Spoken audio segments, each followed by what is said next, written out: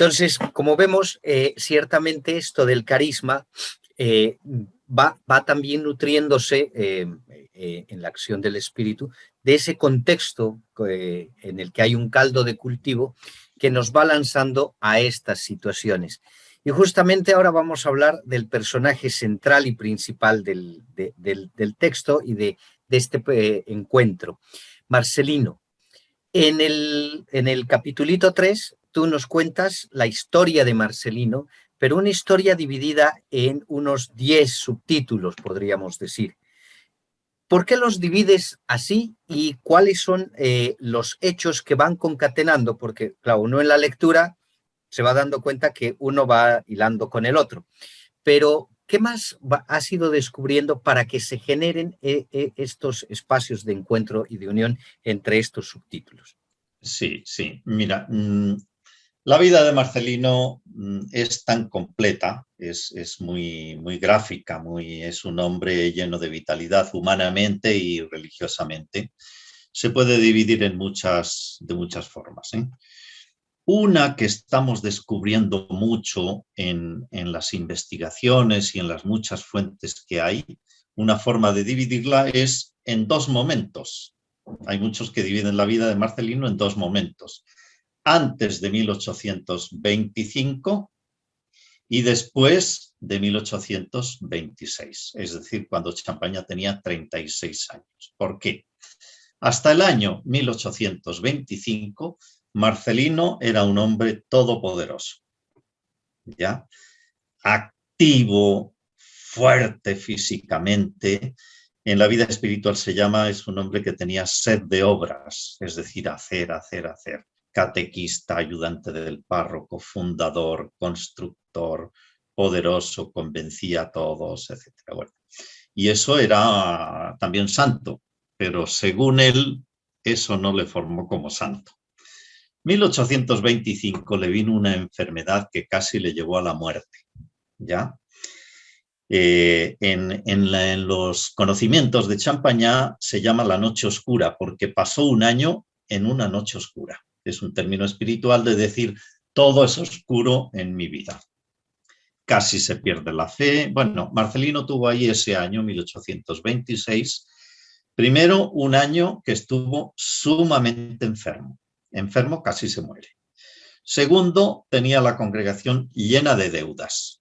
Yo he calculado y tenía una deuda de algo así de como para pagar a 80 trabajadores durante un año entero. Era impresionante. Tercero, le pesaba mucho no haber acompañado bien a los hermanos porque se había dedicado casi un año entero a construir el Hermitage. Cuarto, pues a veces los hermanos también no estaban bien formados por esta misma razón.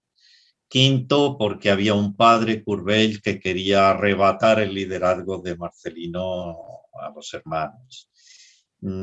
Parece que un vicario de Lyon también visitó el Hermitage y les encontró como poco formados y bueno. Y también hubo algún abandono de hermanos. Entonces, esto le produjo a Marcelino un bajón físico y psicológico que casi lo llevó a la muerte. Pero los cuidados del hermano Estanislao fueron tantos, y yo creo que las oraciones y de los hermanos, que Marcelino se restableció. Pero los 14 o 15 años que le quedaban de vida fueron algo así como los estudiosos lo llaman una infancia espiritual de Marcelino. Es decir, terminó ese año de noche oscura y Marcelino oraba el Salmo 126 con un espíritu nuevo. Si el Señor no construye la casa, no sirve de nada que nosotros construyamos.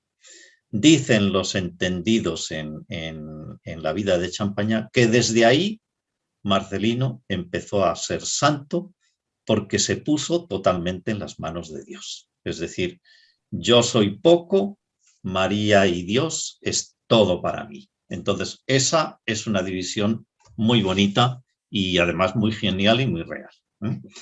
Por lo demás, te lo digo así brevemente, yo he puesto 10 capitulitos pequeños Primero hablar un poquito de Marcelino como protagonista de que él tenía una familia muy linda, muy bonita, con 9 hermanos, 10 hermanos fueron. La segunda parte es que Marcelino tenía una rica personalidad, es decir, voy uniendo la vida humana con su personalidad. Una tercera parte, el perfil de su misión, una misión impresionantemente apostólica, ¿ya? Y la principal obra de su sacerdocio es la Congregación Marista, la obra de los hermanos, por eso el subcapítulo 4 es la vida de los hermanos, el capítulo 5, que es ya un aspecto muy particular de su vocación, que es ser educador. Y ahí yo pongo algunas de las líneas fuerzas de su pedagogía de Marcelino. Por ejemplo, la sencillez en la educación al servicio de la vida, niños, jóvenes, respeto, un tierno afecto a los niños, siempre habla entrañablemente de los niños en sus cartas, en sus charlas, del amor al trabajo. Marcelino era un enamorado del trabajo, no porque se agotaba y se mataba trabajando, sino porque amaba lo que hacía, ¿eh? El sentido del individuo, la personalización, la confianza en los jóvenes, una confianza total en los jóvenes, la colaboración con los padres, eso Marcelino colaboraba muchísimo, y lo que él llamaba una educación íntegra. Él lo llamaba íntegra porque decía, formamos buenos cristianos y buenos ciudadanos. Y efectivamente enseñaban las asignaturas, pero por ejemplo enseñaban talleres, enseñaban huerta. Los hermanos tenían una huerta en la casa y enseñaban maestrías para la vida. Después el séptimo subcapítulo es el amor a los hermanos. Marcelino sin los hermanos no se entiende. El séptimo subcapítulo es su caridad con los pobres. Ese tema es impresionante en Marcelino y complementario. Marcelino, además de la educación, no solamente hacía solidaridad y caridad con los pobres, sino que además recibía a los pobres y los alojaba en su casa, ¿eh? A gentes, a mendigos, a niños que no tenían familias. Quiso hacer unas escuelas para sordomudos, quiso hacer unas casas de caridad, recogía a personas, niños que no tenían familia y se buscaba familias para colocarlos en una familia. La caridad con los pobres es impresionante en Marcelino. Finalmente ya el número 8 es las dificultades que él tuvo y la muerte que tuvo, para al final decir yo algo ya más como de reflexión. Viendo el concentrado de su vida, ¿qué me parece a mí que fueron los grandes amores de Marcelino? Entonces los amores yo siento que es Jesús y María, los niños, los hermanos, y hay uno que no está puesto incluso en el libro, pero yo creo que un amor de Marcelino era ser misionero. Soñó toda su vida con ser misionero y al final los hermanos y sus superiores le dijeron, su puesto está aquí, no para ser misionero. Entonces él dice por ahí en algún escrito, disfrutaré entonces llevando las maletas de los hermanos que se van en barco a las misiones, ¿eh? Y finalmente el último subcapítulo de este capítulo de la vida de Marcelino es Marcelino, un proyecto de vida para mí. Es decir, yo puedo reproducir la bondad de la vida de Marcelino en mi propia vida. Eso sería. Pero las dos partes que te he dicho de Marcelino son notablemente diferentes. A veces quien no conoce mucho de Marcelino, pues es así, ¿no? Pero realmente Marcelino tuvo una conversión en sentirse un niño pequeño en brazos de Dios a partir de una noche oscura que tuvo, que le duró casi un año entero. Me interesa que abundemos un poquito en dos elementos que has mencionado. El primer elemento es justamente esto de la noche oscura. Pareciera que en la vida las personas caminamos sin darnos cuenta de que estamos algún momento en una noche oscura. Todos y todas vamos teniendo esto, ¿no? Entonces, ¿Qué cosas de la vida de Marcelino, del propio carisma y de la propia experiencia de la congregación crees que pueden ir ayudando a las personas a identificar esto, ¿no? Porque bien podríamos decir que en la vida, a partir de los 40, todos tenemos un bajón, independientemente de si somos varones o mujeres, pero muchas veces puede que no lo vivamos como tal, ¿no? Entonces, eh, hay otros momentos en los que pueden ir sucediendo cosas y tal vez es bueno tener algunos elementos que nos ayuden a identificar qué es esto de la noche oscura. Y lo segundo, justamente es el capitulito 10 que decías, el Marcelino, un proyecto de vida para mí. En el contexto actual, en la situación actual, ¿cuáles crees que serían los elementos que podríamos tomar de Marcelino para volver también a darle un nuevo significado, una nueva vivencia y un nuevo vigor a esto del carisma? Más en un contexto como en el que estamos, ¿no? Mucha gente encerrada, gente que estamos perdiendo, situaciones de dolor, etcétera. Sí, sí, sí. Bueno, el tema de la noche oscura también en otras terminologías se llama desolación, lo contrario de consolación, ¿ya? Una noche oscura es un término espiritual de literatura. San Juan de la Cruz tiene un libro de la noche oscura, ¿no?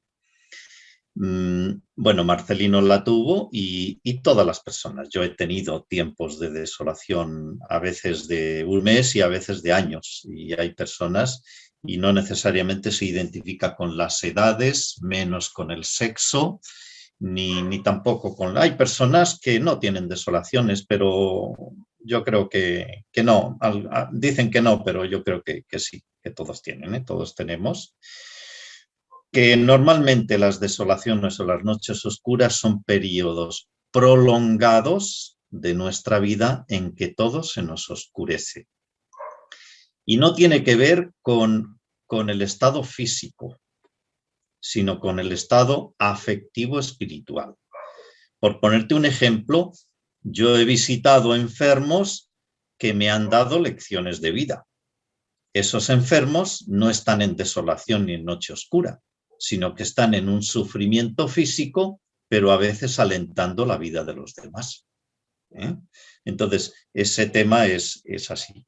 Pero normalmente vivimos noches oscuras, ¿por qué? Porque nos secamos por dentro, perdemos la fe, tenemos desgracias, perdemos el trabajo, se nos mueren unos parientes, hay personas y nosotros que generalmente no nos falta nada. Imagínate las personas que viven refugiados, que viven huidos, los migrantes, las personas que viven situaciones de guerra. Entonces las desolaciones y las noches oscuras se dan en la vida.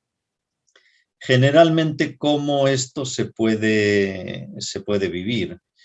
Pues yo diría que normalmente son las fortalezas individuales y los apoyos de la comunidad. Hay personas que tienen fortaleza interna muy fuerte y superan fácilmente las adversidades, pero casi nunca se superan si no tienes una comunidad que te demuestra el cariño o el amor. Generalmente se da en la familia. Generalmente se da en los religiosos, en la comunidad. Yo puedo superar un trauma o un momento de depresión o una noche oscura porque mis hermanos me quieren. Es decir, cuando experimentamos normalmente el amor de personas, superamos los conflictos de la vida. Lo mismo ocurre en la vida espiritual. Es decir, en la vida espiritual, por ejemplo, Marcelino superó su noche oscura. Primero, con la paciencia. Segundo, con la confianza en Dios. Y tercero, con el experimentar el amor de Dios. Es decir, experimentar que lo que yo estoy haciendo y que me produce tanta noche oscura es la voluntad de Dios.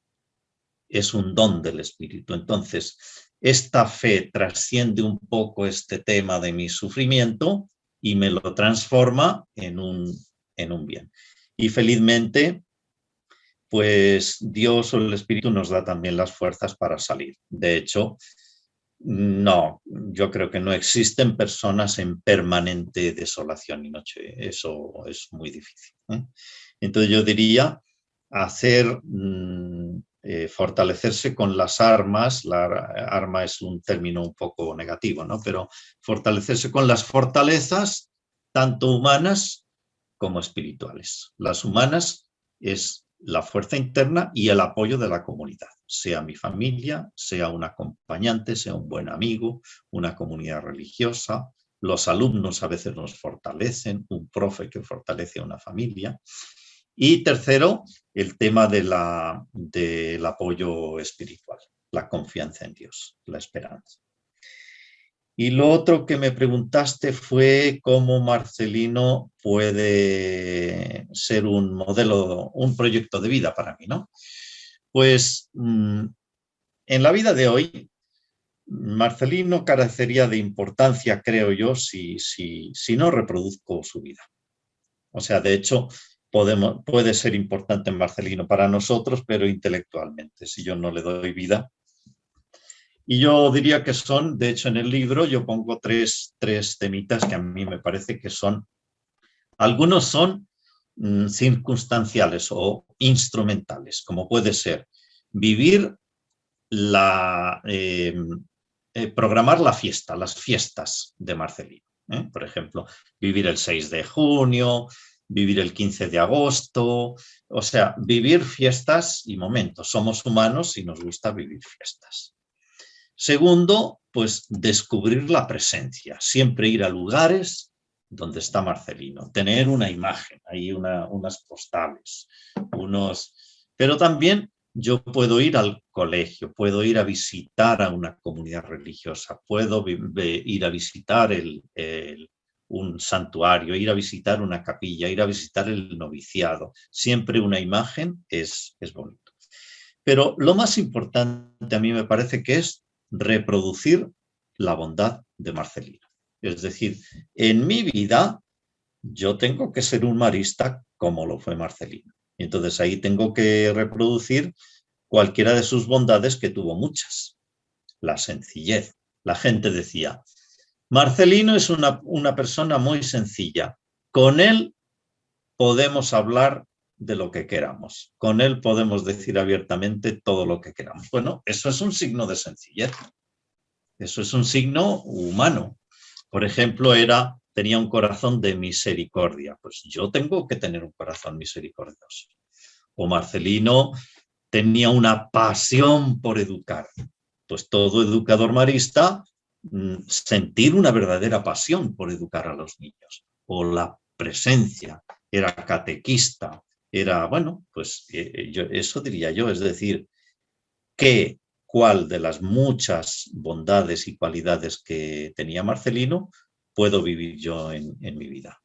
Yo diría que incluso hasta en las familias. Marcelino era sacerdote y no tuvo esposa ni hijos, pero un esposo o una esposa con sus hijos pueden tener esas características de Marcelino. La atención al otro, en ponerse en el corazón del otro, la empatía con el otro, la solidaridad con el enfermo, el escuchar al que está solo, el que, bueno, todo eso, el mismo sentido espiritual que tenía. Yo puedo tener el mismo sentido espiritual que tenía Marcelino, confiar en Dios.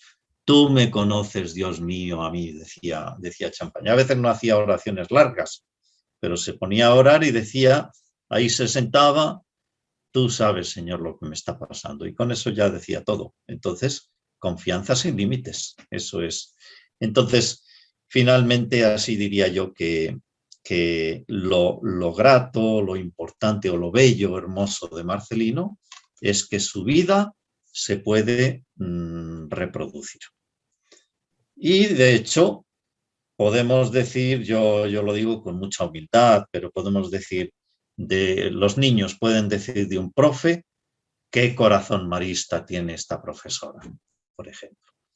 Qué buen hermano es el hermano tanto de Comarapa o de Roboré o de Santa Cruz. ¿Por qué? Porque lo identificamos con Marcelino y el carisma marista. Pues eso es, hay que reproducir en la vida lo que él fue. Sí.